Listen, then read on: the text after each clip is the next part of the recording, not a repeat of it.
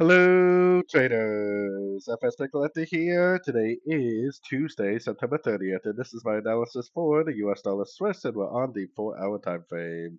So, anyways, on the dollar Swiss yesterday, I was saying it looks like it potentially could make another wave upwards. I still think it could, but looking at a lot of the other dollar pairs, they look like they want to actually just keep on going down. This could possibly be an ABC correction right here, and if it is an ABC correction, it may actually just continue to drift down. It might even be like a wave one, wave two, and wave three.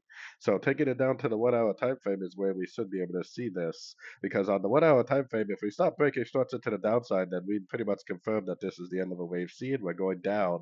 If it respects the 78%, turns back up, then maybe we really will just keep on going up like my original analysis. But no matter what your analysis is, you have to pay attention to the markets. If the markets start breaking structure to the downside, I think that confirms wave C. If it confirms wave C, then we definitely want to be switching to shorts because it will likely, on the 4 hour to daily time frame, start another downtrend and make lower lows, lower highs, which means we definitely want to be looking for shorts on pullbacks. So, anyways, don't forget to check out my website linked over here in the corner. And as always, thank you for watching and happy trading.